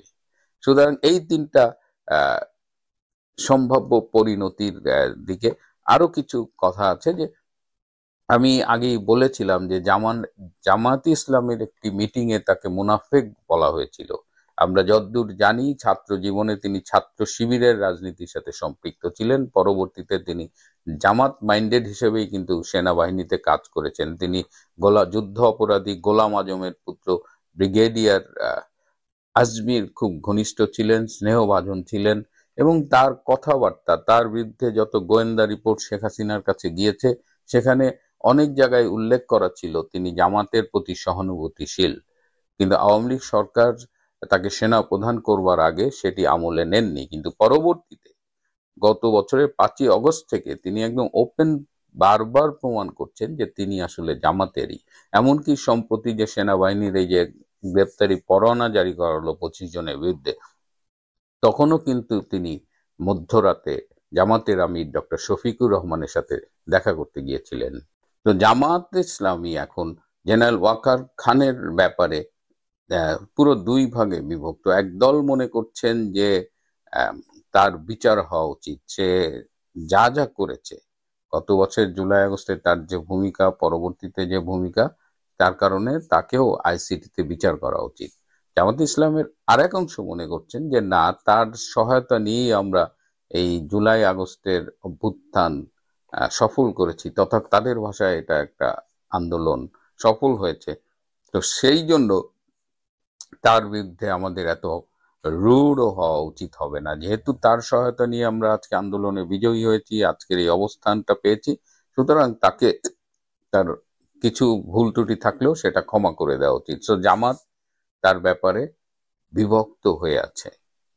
তার ব্যাপারে প্রতিবেশী রাষ্ট্র ভীষণ ক্ষুব্ধ। এই যে রিসেন্টলি প্রতিবেশী রাষ্ট্র থেকে যে সামরিক গোয়েন্দা দলটি এসেছিলেন, তারা কিন্তু একদম স্যাটেলাইট ইমেজ সহ নানান আহ, মানে প্রমাণ এভিডেন্স নিয়ে এসেছিলেন। তারা জেনারেল ওয়াকারকে বিভিন্ন জায়গায় নিয়ে গিয়ে দেখিয়ে দিয়েছেন যে বাংলাদেশের 12টি জঙ্গি সংগঠন এবং বিজেপি সহায়তাকারীর ভূমিকায় তারা কিভাবে ভারত বিরোধী বিভিন্ন তৎপরতা করছে, এবং তারা ঠাকুরগাঁয়ে গিয়ে একটি বাংকার দেখিয়ে বলেছেন এই বাংকারটি 2 মাস 13 দিন আগে নির্মাণ করা হয়েছে। মানে এই লেভেলের ইনফরমেশন তারা জেনারেল ওয়াকারকে একটা 58 পৃষ্ঠার রিপোর্টে দিয়ে গেছে। এবং আপনারা ইতিমধ্যে জানেন যে তাকে 7 দিন সময় দেওয়া হয়েছিল, বলেছিল যে 7 দিনের মধ্যে আপনি এই সমস্যাগুলো যে সমাধান না করতে পারেন সেক্ষেত্রে আমরা পরবর্তী অ্যাকশনে যাব। তো তিনি 7 দিনের জায়গায় 10 দিন সময় চেয়েছেন। এরপরে তার ভারতের সেনা প্রধানের সাথে কথা হয়েছে বলে আমি শুনেছি, এবং সেনা প্রধান তাকে স্মরণ করিয়ে দিয়েছেন এই পুরো বিষয়টা। জেনারেল ওয়াকার আকাঙ্ক্ষা প্রকাশ করেছেন যে তিনি সেনা প্রধান হিসেবে তার যে দায়িত্ব 3 বছরে সেটি পরিপূর্ণভাবে মানে সেই দায়িত্ব পালন করে তিনি অবসরে যেতে চান। হ্যাঁ, এবং এর জন্য তিনি যা যা করার দরকার, যা যা সহায়তা করা দরকার সেটি করবেন বলে প্রতিশ্রুতি দিয়েছেন। কিন্তু ভারতীয় সেনা প্রধান তা এই কথাটি বিশ্বাস করেননি। তিনি সবাইকেই প্রতিশ্রুতি দেন, তিনি সব নৌকায় পা রাখেন। তার মনের ভেতরে জামাত থাকলেও তিনি যখন আওয়ামী লীগ সভানেত্রীর সাথে কথা বলেন, তিনি যখন ভারতের সেনা প্রধানের সাথে কথা বলেন, কিংবা এই মাইন্ডেড লোকজনের সাথে কথা বলেন, তখন তিনি এমন ভাব করেন যে তিনি তাদের জন্য নিবেদিত প্রাণ। যেটা আমি সেই বলছি যে একজন প্রাক্তন সেনা কর্মকর্তা বলেছিলেন বারবার। আমি যখন জেনারেল ওয়াকার খানের সাথে সম্পর্কে বলি, ওই লাইনটা মাথায় আসে যে সে খুব ভালো নাটক করতে পারে। তো জেনারেল ওয়াকার খানের নাটকের এখন আর তেমন দর্শক পাওয়া যাচ্ছে না, সবার কাছে তার চরিত্রটি উন্মোচিত। বরং এখন যদি সে ভারতের দেওয়া তালিকা অনুযায়ী জঙ্গিদের বিরুদ্ধে ব্যবস্থা না নেয়, তাহলে কিন্তু তার বিরুদ্ধে ভারতও সক্রিয় হয়ে যাবে, এবং সে যে জঙ্গিদের বিরুদ্ধে 10 দিনের মধ্যে কিছু করতে পারবে এটা আমি অন্তত বিশ্বাস করি না। যদি সে করে সেটা হবে মিরাকল। হ্যাঁ, কারণ জঙ্গিদের উপরে ভর করে সেনাবাহিনীর পৃষ্ঠপোষকতায় আজকের এই বাংলাদেশ, আজকের এই ইনুসের অবৈধ রেজিম। সো এখানে জঙ্গিদের চাইলেই মোকাবেলা মানে মানে আপনি নিয়ন্ত্রণ করতে পারবেন না। সো এই জায়গাটা অলরেডি জটিল হয়ে গেছে। আর ভারতের পক্ষ থেকে খুব স্পষ্ট জানিয়ে দেওয়া হয়েছে যে এখন যুদ্ধ করতে 50 লাখ লোক লাগে না। যেমন নিউ ইয়র্কে জামাতের নায়েবে আমির ডক্টর তাহের বলেছিলেন যে 50 লাখ লোক, তার অর্ধেক ভারত থেকে যারা আসবে ঘোড়ায় চড়ে তাদের ঠেকায় দিবে। তো এখন তো আর যুদ্ধ আসলে ঘোড়ায় চড়ে 50 লাখ লোক হয় না, এখন তো বোতাম টিপে যুদ্ধ হয়। একজন বিজ্ঞানী বলেছিলেন যে পৃথিবীতে যদি 3য় বিশ্বযুদ্ধ হয় এবং সেখানে অবশ্যই পারমাণবিক বোমা ব্যবহার হবে, এবং 3য় বিশ্বযুদ্ধ শেষে পৃথিবীর সভ্যতা প্রায় ধ্বংস হয়ে যাবে, এবং সেখানে তখন পাথর ছাড়া আর কোনো যুদ্ধাস্ত্র অবশিষ্ট থাকবে না। তো সেই রকম একটা জায়গায় বাংলাদেশ যদি স্বপ্ন দেখে, জামাত ইসলামের মতো মধ্যযুগীয় একটি দল যদি স্বপ্ন দেখে যে তারা জামাতে এই ঘোড়ায় চড়ে যুদ্ধ করে জিতবে, এবং যেহেতু জামাতের সাথে জেনারেল ওয়াকার লিঙ্ক, সুতরাং এই বিষয়গুলো আসলে কাজ করছে না। সুতরাং ভারত এবার খুব স্পষ্টভাবে জেনারেল ওয়াকার খানকে জানিয়ে দিয়েছে যে আপনারা প্রায় বলেন যে ভারত বাংলাদেশকে কন্ট্রোল করে, শেখ হাসিনা সরকারকে কন্ট্রোল করতো, এগুলো কোনোটাই সত্যি না। ভারত বাংলাদেশের সার্বভৌমত্ব স্বাধীনতার প্রতি বরাবরই শ্রদ্ধাশীল ছিল, কিন্তু বর্তমানে বাংলাদেশ যে ধ্বংসের দিকে যাচ্ছে এবং ভারতের প্রতি হুমকি হয়ে উঠছে, সেক্ষেত্রে ভারতের অন্য রূপ আপনারা ভবিষ্যতে দেখতে পারেন। প্রিয় বন্ধুরা, চরম অনিশ্চয়তার মুখে পড়ে আছে। সব নৌকায় পা রাখলে যা হয়, একটা বিশেষ অঙ্গে টান পড়ে। জেনারেল ওয়াকার এখন সেই জায়গায় অবস্থান করছেন, তার ভবিষ্যৎ খুবই অনিশ্চিত। আমাদের পাক ভারত উপমহাদেশ নয়, শুধুমাত্র এশিয়ার অনেকগুলো দেশে পারিবারিক রাজনীতির যে অভিশাপ, সেই অভিশাপে সব কিছু তছনছ হয়ে যায়। একটার পর একটা হত্যাকাণ্ড, এবং অনেক ক্ষেত্রে নির্বংশ হয়ে যায়। কিন্তু তারপরেও এই পারিবারিক রাজনীতির অভিশাপ থেকে পরিবারগুলো শিক্ষা নেয় না। একটি পরিবার যায়, অন্য একটি পরিবার সেখানে প্রতিস্থাপিত হয়। তারপর জনগণ, আমাদের যারা জনগণ, তারাও কিন্তু এই পারিবারিক রাজনীতির অভিশাপের কারণে মারাত্মকভাবে ক্ষতিগ্রস্ত হয়। কিন্তু কোনো অবস্থাতেই এই যে রাধা চক্র, এই রাধা চক্রের কবল থেকে জনগণ বের হয়ে আসার জন্য কখনো ইচ্ছা প্রকাশ করে না। কেন এই জটিল অবস্থা তৈরি হয়, এই বিষয়গুলো নিয়ে আলোচনা করব। বাংলাদেশ নিয়ে আলোচনা করার আগে চলুন ইরাক নিয়ে একটু আলোচনা করে আসি। সাদ্দাম হোসেনের পরিবারকে কেন্দ্র করে যে ডাইনেস্টিটা সেখানে শুরু হলো, স্বৈরশাসক, ওটা কিন্তু রাজতন্ত্র ছিল না, সেখানে একটা পার্টি, বাথ পার্টি, এবং তাকে কেন্দ্র করে একটা পরিবার, সাদ্দামের পরিবার। এবং সেই পরিবারকে কেন্দ্র করে তার চাচাতো ভাই, ফুফাতো ভাই, এই পুরো পরিবারটি হত্যাকাণ্ডের শিকার হয়েছে, রক্তাক্ত হয়েছে। এবং তাদের যে এলাকা মসুল, সেই মসুলে তাদের যত আত্মীয় স্বজন রয়েছে সবাইকে দেশ ছাড়া করে দেওয়া হয়েছে। তারপরেও আবার এই সাম্প্রতিক সময় সাদ্দামের যে ছেলে, যে একটা ছেলে বেঁচে ছিল কুশে, সে আবার রাজনীতিতে ফিরে আসছে এবং তাকে কেন্দ্র করে আবার নতুন করে পারিবারিক রাজনীতি শুরু হয়েছে। যে যুদ্ধের কারণে পুরো মধ্যপ্রাচ্যের মানচিত্র বদল হয়ে গেছে, ইরাক যুদ্ধ, ইরাক কুয়েত যুদ্ধ, উপসাগরীয় যুদ্ধ, ইরাক ইরান যুদ্ধ, এই পারিবারিক রাজনীতির কুফলের কারণে। এবার পারিবারিক রাজনীতি ওখান থেকে বাদ দিয়ে একটু লিবিয়াতে আসেন। এখন দেখুন, লিবিয়ায় সম্ভবত গাদ্দাফির একটা ছেলে জীবিত আছে, আর বাকি তার আত্মীয় স্বজন, জেনারেল, আপনজন সবগুলোকে কবরে পাঠিয়ে দেওয়া হয়েছে। এবং সেখানে এখনো পর্যন্ত গৃহযুদ্ধ চলছে, কোনো অবস্থাতেই স্ট্যাবিলিটি আসছে না। এবং এত কিছুর পরে আবার সেই গাদ্দাফির ছেলেকে রাজনীতিতে আসতে হচ্ছে। ফিলিপাইনে আসেন, আপনারা সবাই মার্কোস, ইমেলদা মার্কোস, তাদের নাম জানেন। তো এখানে যেমন একটা সেই পারিবারিক রাজনীতি, সেই পারিবারিক রাজনীতির বাইরে আবার গিয়ে একুইনো পরিবার, একুইনো, তার স্ত্রী কোরাজন একুইনো এবং তাদের পরবর্তী প্রজন্ম, এই দুটো প্রজন্মই একের পর এক আউটস্টেট হচ্ছে। এবং এখানে তৃতীয় শক্তি আসছে, কিন্তু সেখানে ফিলিপাইনের রাজনীতিতে জায়গা পাচ্ছে না। পাকিস্তানে আসেন, ভুট্টো পরিবার অভিশপ্ত, সবাই শেষ। জুলফিকার আলী ভুট্টো শেষ, বেনজির ভুট্টো শেষ, বেনজির ভুট্টোর ভাই শাহনেওয়াজ ভুট্টো শেষ। কিন্তু ঘুরে ফিরে আবার সেই ভুট্টো পরিবারের বিলাল ভুট্টো এখন রাজনীতির পাদপীঠে আছেন। তাকে কেন্দ্র করে পাকিস্তানের রাজনীতি আবর্তিত হচ্ছে। একই অবস্থা কাউন্টার নওয়াজ শরীফ পরিবার। তো এই পরিবারের উপর জুলুম, অত্যাচার এবং এই পরিবারকে কেন্দ্র করে পাঞ্জাবের রাজনীতি, লারকানা, অর্থাৎ ভুট্টোর যে এলাকার লারকানা, সিন্ধু, আর অন্যটা হলো পাঞ্জাব। এবং এই দুটো পরিবারকে কেন্দ্র করে যে রাজনীতি, লক্ষ লক্ষ মানুষ যুগের পর যুগ ধরে, শতাব্দীর প্রায় অর্ধ শতাব্দীরও কাছাকাছি হয়ে গেছে, অর্ধ শতাব্দীর বেশি, মোর দ্যান 70 ইয়ার্স, তারা দুর্ভোগ দুর্দশা পোহাচ্ছে, কিন্তু এই পরিবারের বাইরে যেতে পারছে না। শ্রীলঙ্কাতে একই অবস্থা, মানে বন্দরনায়ক পরিবার, শ্রীমাভু বন্দরনায়ক, এই পরিবারের যিনি হত্যাকর্তা ব্যক্তি, তার হত্যাকাণ্ডের পরে তার স্ত্রী, যাকে বলা হয় প্রধানমন্ত্রী হলেন, প্রেসিডেন্ট হলেন, তার কন্যা প্রধানমন্ত্রী হলেন, প্রেসিডেন্ট হলেন, আবার সেই পরিবারকে বাদ দিয়ে সেখানে আবার রাজাবাক্সের পরিবার চলে আসলো। পরিবারের রাজনীতি।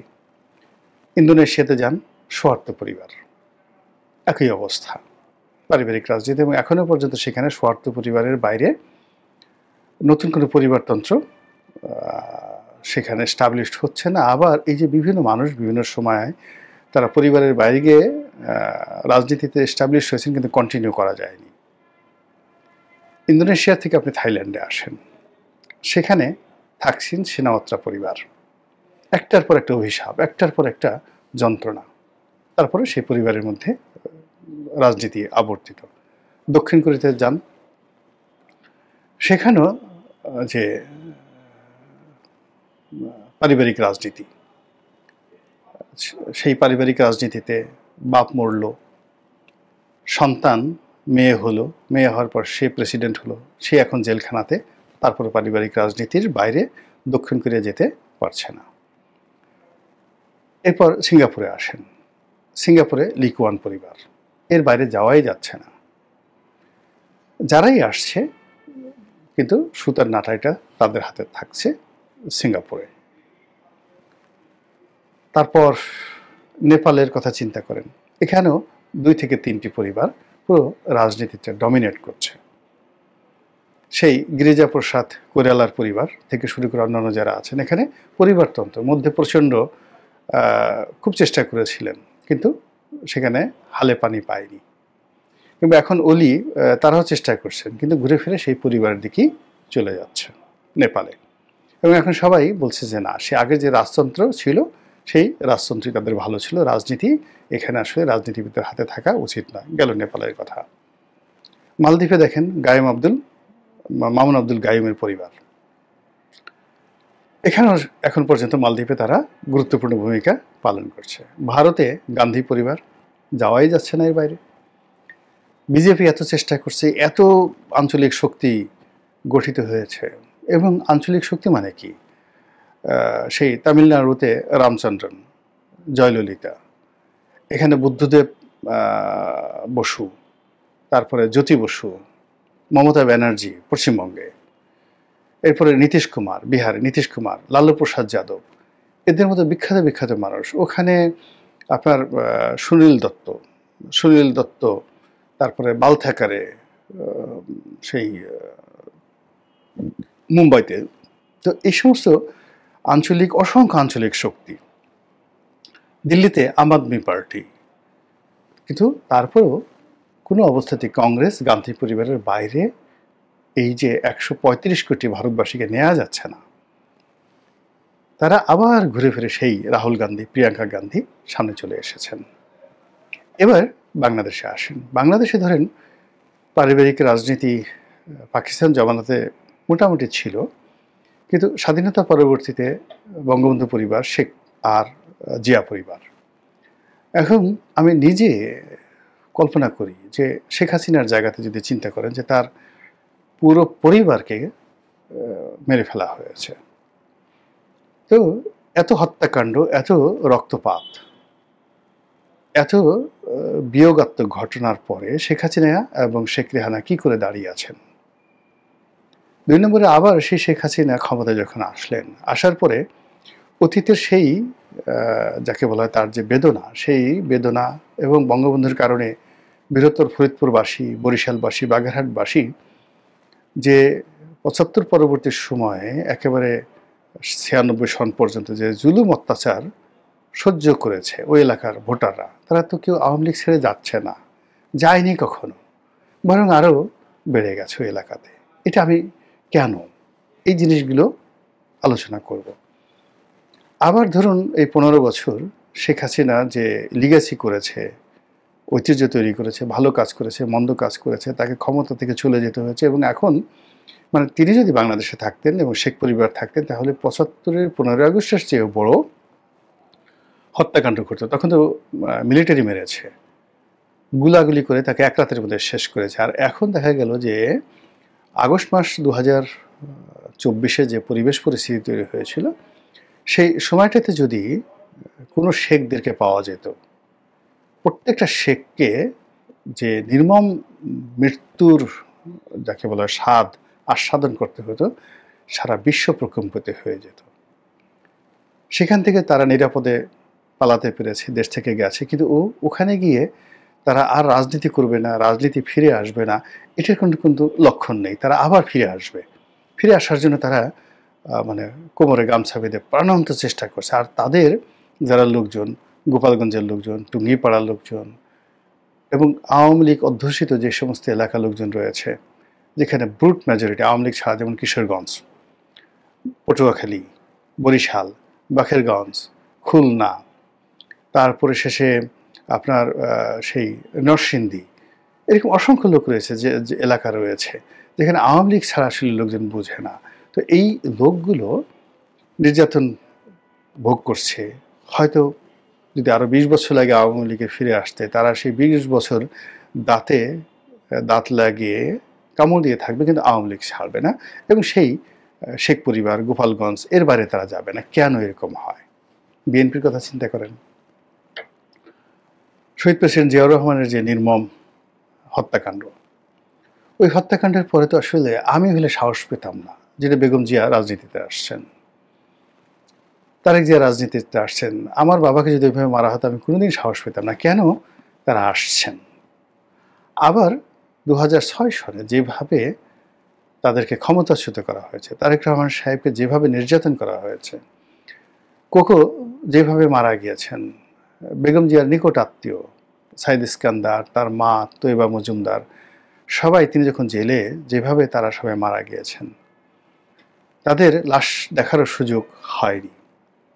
এবং বেগম জিয়া যেভাবে জেলে থেকে শেখ হাসিনার জামানে তার সব কিছু পুরো মানে তার জীবন যৌবনকে একেবারে কবরে নিয়ে গেছেন, তারপরেও তিনি এখন আবার ঘুরে দাঁড়ানোর চেষ্টা করছেন জীবনের শেষ প্রান্তে এসে। মানুষজন তাকে স্বপ্ন দেখেছেন তিনি আবার ক্ষমতায় ফিরবেন। বিএনপির মধ্যে তো যারা বেগম জিয়াকে ভালোবাসেন তারাই চান বেগম জিয়া প্রধানমন্ত্রী হন, তিনি শুয়ে শুয়ে প্রধানমন্ত্রী চালান, শুয়ে শুয়ে সাইন করুন। বা তিনি যদি সাইন করতে না পারেন অন বিহাফ অফ সামবডি, কিন্তু সে শুয়ে শুয়ে কমান্ড করবে যে অমুকে এই দায়িত্ব পালন করবে। এটা বিএনপিতে যারা সিনিয়র নেতৃবৃন্দ রয়েছেন সারা দেশে তার ওরকম ইমেজ। আবার দলের যারা তরুণ তুর্কি রয়েছে তারা তো তারেক রহমান সাহেবের ব্যাপারে আরও যাকে বলা হয় অ্যাডামেন্ট, যে উনি আসুন, ক্ষমতা ভোগ করুন এবং তিনি তার পিতা, তার মা, তার যে লিগেসি রয়েছে তাকে অতিক্রম করে তিনি আমাদের নেতৃত্ব দান করুন। এবং এই কাজ করতে গিয়ে তারেক রহমানের যারা অনুসারী আছেন তারা গত 15 বছর ধরে, 15 বছর না ঠিক, সে 2006 থেকে 111, তাহলে ধরুন প্রায় 20 বছর হয়ে গেল যে জুলুম, অত্যাচার, জেল খাটছেন, তাদের জীবন যেমন শেষ হয়ে গেছে। আপনি যেমন চিন্তা করেন লুৎফুজ্জামান বাবর কিংবা ধরুন আব্দুল সালাম পিন্টু, যে তারা জেলে ছিলেন, এরা তো একেবারে ফাঁসির রশি প্রতিদিন তাদেরকে দেখানো হতো বা তাদের স্বপ্নে আসতো।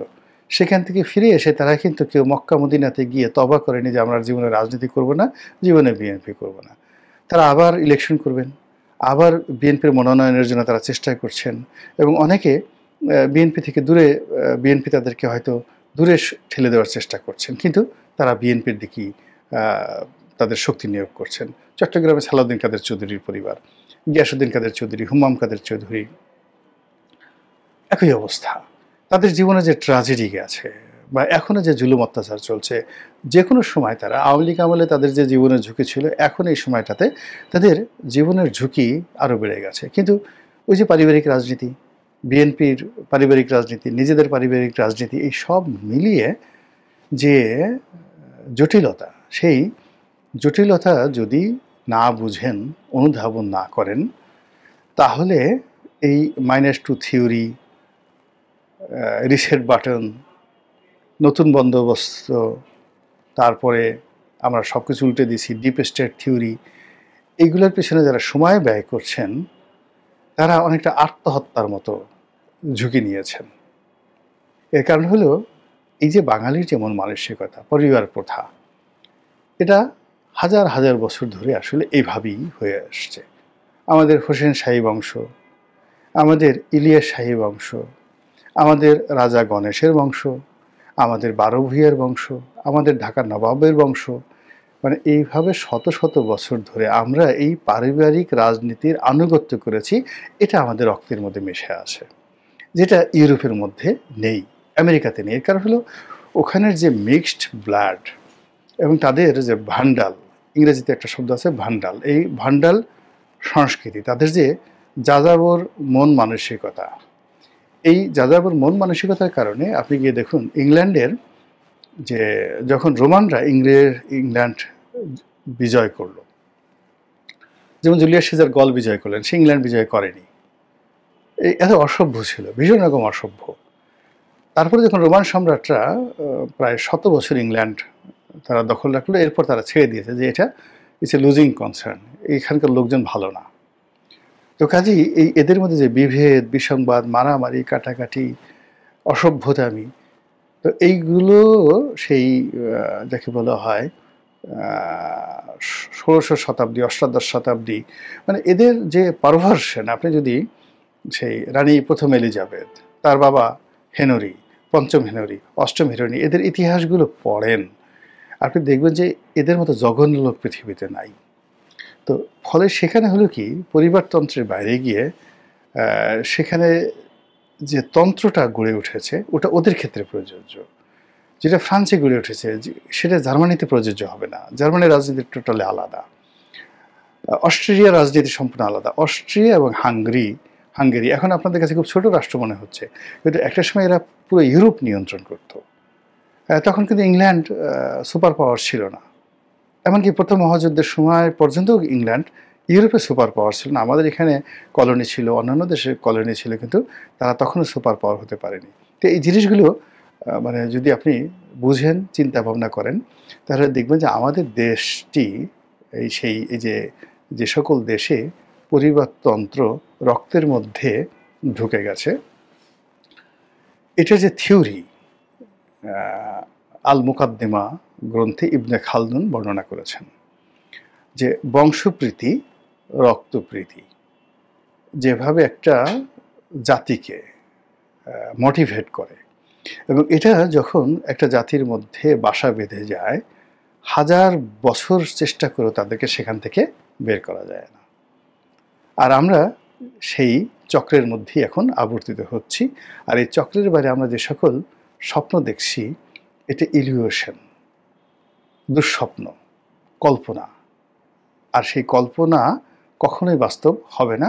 আমাদেরকে ঘুরে ফিরে এই যে গোত্র রাজনীতি, আওয়ামী লীগ বিএনপির যে গোত্র রাজনীতি, এর বাইরে গিয়ে দেখা গেল যে অন্য একটি গোত্র মানে কমিউনিটি তৈরি করতে হবে। সেই কমিউনিটি পার্টি পলিটিক্স, তার সাথে সাথে পারিবারিক, যেমন এরশাদ চেষ্টা করেছে একটা তৃতীয় শক্তি হিসেবে উত্থান করার জন্য, কিন্তু সে টিকতে পারছে না। কিন্তু ধরনটা কিন্তু আওয়ামী লীগ বিএনপির মতোই ছিল। আগামীতে আবার যদি এরকম কেউ ক্ষমতা পেয়ে যায়, ক্ষমতা পাওয়ার পরে যে কাজটি আওয়ামী লীগ করেছে, যে কাজটি বিএনপি করেছে, ওটাকে অনুসরণ করলেই কেবলমাত্র সফলতা সম্ভব। আদারওয়াইজ আমাদের যে মন মানসিকতায় ঘুরে ফিরে এর মধ্যেই আসছে। আমরা অনেক কিছু চেষ্টা করছি, জান্নাতের টিকিট ব্যবহার করছি, বেহেশত দোজখের ফয়সালা করার চেষ্টা করছি, ধর্মকর্মকে ব্যবহার করার চেষ্টা করছি, পশ্চিমা সংস্কৃতিকে ইউরোপ আমেরিকা, লন্ডন আমেরিকার স্বপ্ন দেখাচ্ছি, কিন্তু আলটিমেটলি ঘুরে ফিরে সেই নৌকার আলকাতরার মধ্যে চলে যাচ্ছি, আর ধানের ছড়ার মধ্যে এই আমাদের সমস্ত স্বপ্ন আমরা সেখানে গুঁজে দিয়েছি। আল্লাহ আমাদের সবাইকে হেদায়েত দান করুন এবং হেফাজত করুন। আসসালামু আলাইকুম ওয়া রাহমাতুল্লাহি ওয়া বারাকাতুহু।